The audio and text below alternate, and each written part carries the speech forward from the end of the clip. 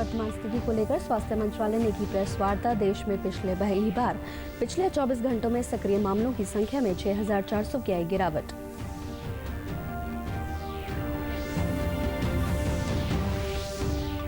विधानसभा का मानसून सत्र कल से होगा शुरू। सत्र की अवधि का फैसला बिजनेस एडवाइजरी कमेटी करेगी तय।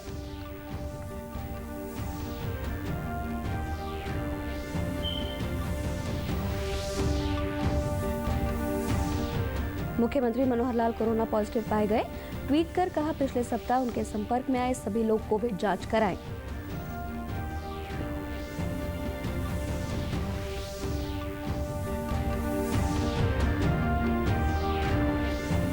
और स्वास्थ्य मंत्री अनिल विज ने सिरसा और रेवाड़ी में स्थापित RT-PCR लैब का वीडियो कॉन्फ्रेंस से किया उद्घाटन। नमस्कार, मैं पल्लवी और अब समाचार विस्तार से। केंद्रीय स्वास्थ्य मंत्रालय ने आज देश में कोविड-19 की स्थिति को लेकर प्रेस वार्ता की। स्वास्थ्य मंत्रालय के प्रवक्ता राजेश भूषण ने बताया कि देश में कोरोना संक्रमण के सक्रिय मामलों में कमी आ रही है। उन्होंने बताया कि ऐसा पहली बार हुआ है कि देश में पिछले 24 घंटों में सक्रिय मामलों की संख्या में 6,400 की गिरावट दर्ज की गई है। देश में कोरोना के सक्रिय मामलों की संख्या 7,04,348 है। वहीं 24,04,585 लोगों ने कोविड-19 को मात दी है। राजेश भूषण ने बताया कि अब तक 3,68,00,000 से अधिक टेस्ट किए गए हैं और देश में प्रति मिलियन 600 टेस्ट प्रतिदिन की क्षमता है। रिकवरी रेट इस समय 75% से अधिक हो गया है।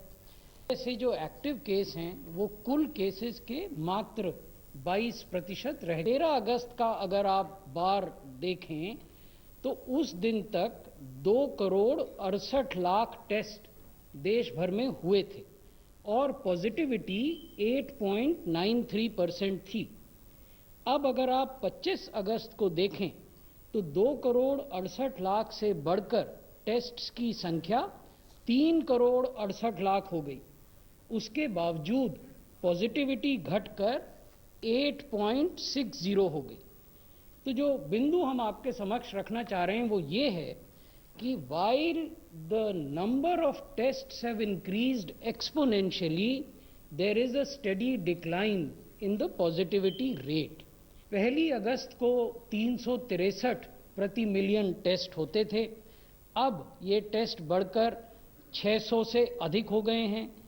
23 अगस्त को हमने 619 टेस्ट प्रति मिलियन किए। यहाँ आपको ये जरूर ध्यान में रखना होगा कि हमारी आबादी भी बहुत बड़ी है। हम विश्व के दूसरी सबसे बड़ी जनसंख्या वाले देश हैं, तो इसलिए प्रति मिलियन टेस्ट की संख्या में वृद्धि करने में देश की जनसंख्या का भी एक बहुत बड़ा फैक्टर उसमें आ जाता है। जिन देशों की जनसंख्या कम है वहां प्रति मिलियन टेस्ट को बढ़ाना उतना ही आसान है। चंडीगढ़ में विधानसभा का मानसून सत्र कल से शुरू होगा। इसके लिए विधानसभा का परिसर सैनिटाइज किया गया है।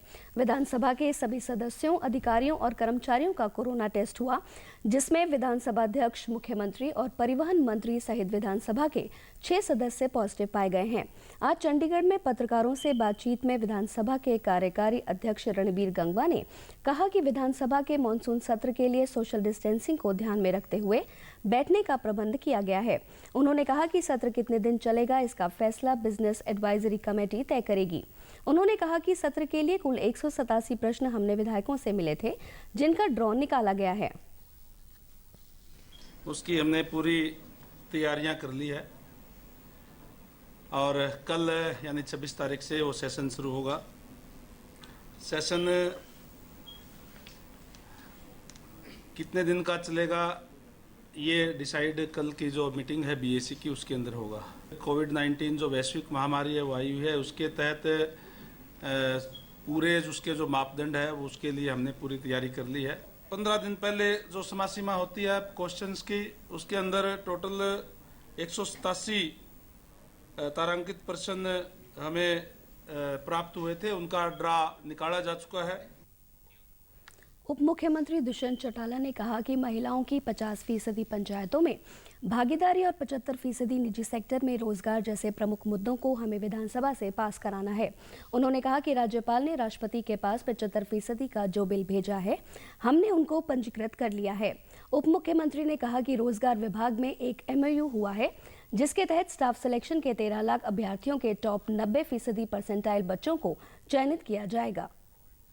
परसेंटाइल जो बच्चों की है उनकी 13 लाख की डिटेल्स जब मैंने पिछली बार आप लोगों के साथ वार्ता करी थी, साझी करी, और उन 13 लाख को रोजगार भवन के कॉल सेंटर से हमने पिछले 1 महीने के अंदर कॉलिंग भी करी, और उसके अंदर जो टॉप 10 परसेंटाइल के अंदर बच्चे हैं उनको हमने इस प्रोग्राम में इंडक्ट करने का काम किया। 50% महिलाओं का है, 8% BCA की रिजर्वेशन है, राइट टू रिकॉल है, कई ऐसे बदलाव हैं।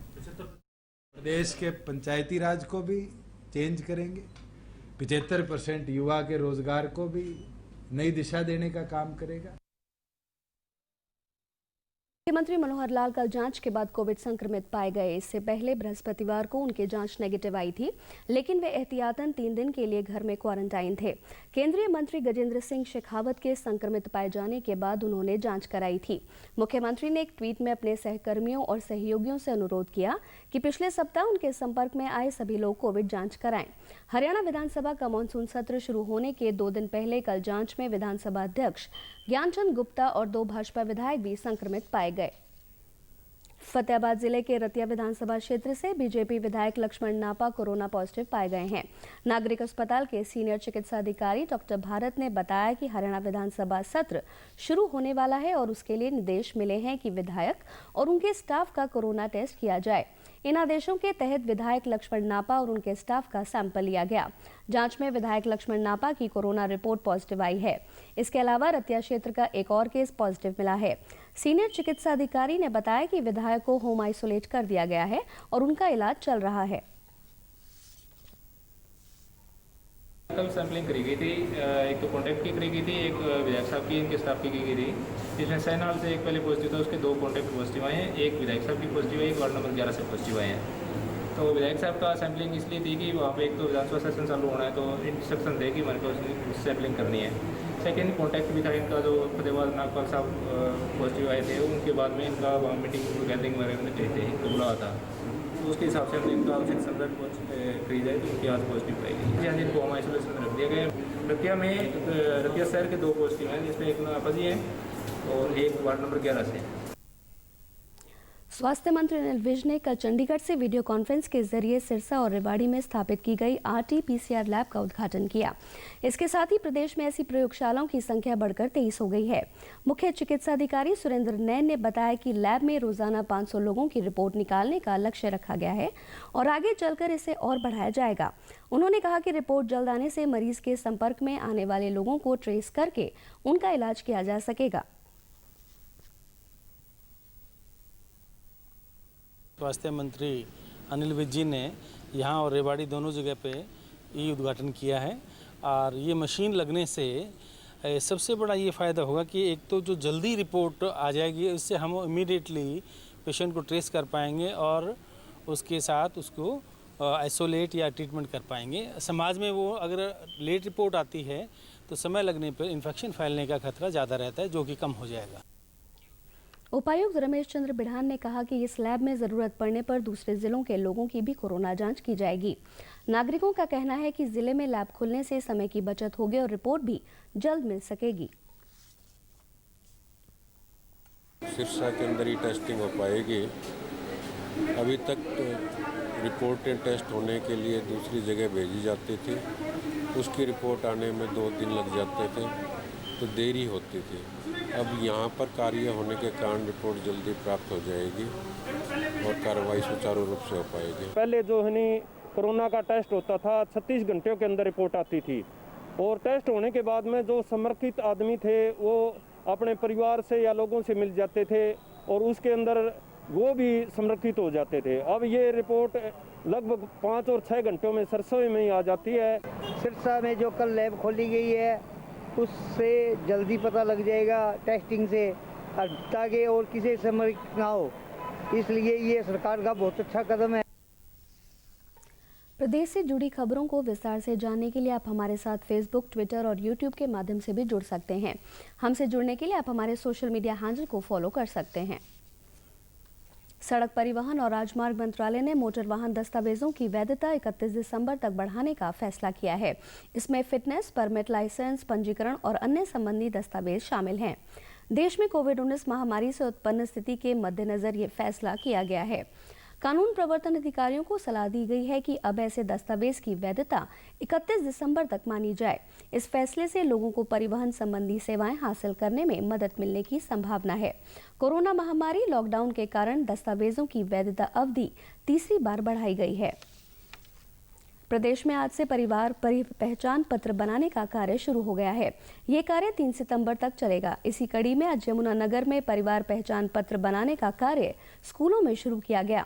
कार्यक्रम की नोडल अधिकारी एवं अतिरिक्त उपायुक्त रणजीत कौर ने बताया कि इसके लिए अध्यापकों की ड्यूटी लगाई गई है।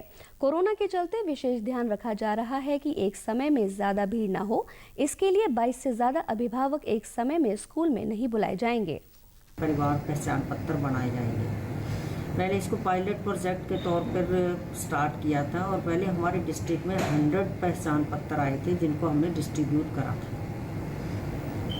और अब इसका प्रोग्राम जो है हम इसको कैंप्स में करेंगे। जो कैंप्स जो है वो 25 अगस्त से लेके 3 सितंबर तक स्कूल्स में चलाए जाएंगे और स्कूल्स में स्टूडेंट्स को ना बुलाकर उनके पेरेंट्स को बुलाया जाएगा और उनकी पूरी फैमिली की जानकारी जो है पेरेंट्स के द्वारा भरी जाएगी। माई परिवार ऐप जो है उस पर जो भी व्यक्ति अपना परिवार आईडी बनवाने के लिए अगर हमारे पास आता है तो हम उसका आधार नंबर उस पर अपलोड कर देंगे। आधार नंबर अपलोड करते ही जो भी उसका फ़ोन नंबर होगा उस पर OTP आ जाएगा। वो OTP डालने से उसके परिवार की पूरी डिटेल हम उसमें भर सकते हैं। तो माई परिवार ऐप जो है उससे हम जो है ये काम अभी शुरू कर दिया हमने। वित्त मंत्रालय ने कहा कि 40 लाख रुपए तक के सालाना सकल कारोबार को GST से छूट दी गई है। शुरू में यह सीमा 20 लाख रुपए थी। वित्त मंत्रालय के ट्वीट में कहा गया कि इसके अतिरिक्त 1.5 करोड़ रुपए तक के सकल सालाना कारोबार पर संयोजन योजना का विकल्प चुना जा सकता है। इस योजना के तहत केवल 1% कर देना पड़ता है। वित्त मंत्रालय ने कहा है कि GST लागू होने के बाद ज्यादातर वस्तुओं पर कर की दर कम हो गई। अब 28% GST केवल विलासिता की वस्तुओं पर ही लगता है। 28% की कर श्रेणी की कुल 230 वस्तुओं में से करीब 200 वस्तुओं को कम दर वाली श्रेणी में लाया गया है। मंत्रालय ने स्पष्ट किया है कि निर्माण क्षेत्र, विशेष रूप से आवास क्षेत्र को अत्यधिक राहत देकर 5% कर की श्रेणी में रखा गया है। किफायती आवास पर कर की दर घटाकर 1% की गई है। GST लागू होने के बाद से करदाताओं की संख्या लगभग दुगनी हो गई है। शुरू में ही GST रिटर्न भरने वालों की संख्या 65 लाख थी, जो अब 1 करोड़ 24 लाख से अधिक हो गई है। खेल राज्य मंत्री संदीप सिंह ने राष्ट्रीय खेल पुरस्कारों के लिए चयन होने पर हरियाणा के प्रतिभावान खिलाड़ियों और प्रशिक्षकों को बधाई दी है। उन्होंने बताया कि भारतीय हॉकी टीम की पूर्व कप्तान रानी रामपाल और पहलवान विनेश फोगाट को आगामी खेल दिवस पर राजीव गांधी खेल रत्न पुरस्कार से सम्मानित किया जाएगा। इसी प्रकार शूटर मनु भाकर, हॉकी खिलाड़ी दीपिका ठाकुर, मुक्केबाज मनीष कौशिक, पैराशूटर मनीष नरवाल, कबड्डी खिलाड़ी दीपक हुड्डा और पैरा एथलीट संदीप चौधरी को अर्जुन अवार्ड से सम्मानित किया जाएगा। खेल राज्य मंत्री ने कहा कि हरियाणा के खिलाड़ियों ने अंतर्राष्ट्रीय स्तर पर देश का नाम गौरवान्वित किया है। उन्होंने कहा कि राज्य में लागू हरियाणा खेल एवं शारीरिक गतिविधियां नीति 2015 खिलाड़ियों के मनोबल को बढ़ाने का काम किया है। उन्होंने कहा कि बेहतरीन खेल नीति के चलते हरियाणा देश में एक अग्रणी स्पोर्ट्स हब के रूप में उभर रहा है। झज्जर जिला परिषद की CEO डॉक्टर सुबिता ढाका ने कहा कि ग्रामीण विकास से जुड़ी विभिन्न योजनाओं में मनरेगा के तहत जरूरतमंद लोगों को लाभ पहुंचाया जा रहा है। वे आज झज्जर जिले के बेरी उपमंडल के गांव में मनरेगा के तहत चल रहे विकास कार्यों का निरीक्षण कर रही थी। डॉक्टर सुबिता ढाका ने कहा कि कोरोना वैश्विक महामारी की इस आपदा की स्थिति में मनरेगा रोजगार का सशक्त माध्यम बनकर सामने आया है। मनरेगा में जहां जरूरतमंद लोगों को रोजगार प्रदान किया जा रहा है, वहीं ग्रामीण विकास कार्य भी समुचित ढंग से चल रहे हैं। उन्होंने संबंधित अधिकारियों को निर्देश दिए कि अधिक से अधिक लोगों को रोजगार मनरेगा के तहत दिया जाए, ताकि लोगों को सरकार की इस महत्वाकांक्षी योजना का सीधे तौर पर लाभ मिल सके। और अंत में इस बुलेटिन के मुख्य समाचार एक बार फिर। कोविड-19 की वर्तमान स्थिति को लेकर स्वास्थ्य मंत्रालय ने की प्रेस वार्ता। देश में पहली बार पिछले 24 घंटों में सक्रिय मामलों की संख्या में 6,400 की आई गिरावट।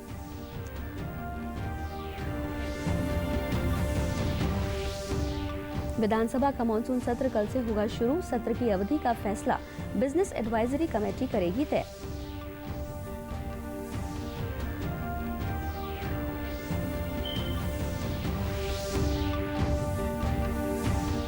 मुख्यमंत्री मनोहर लाल कोरोना पॉजिटिव पाए गए। ट्वीट कर कहा, पिछले सप्ताह उनके संपर्क में आए सभी लोग कोविड जांच कराएं।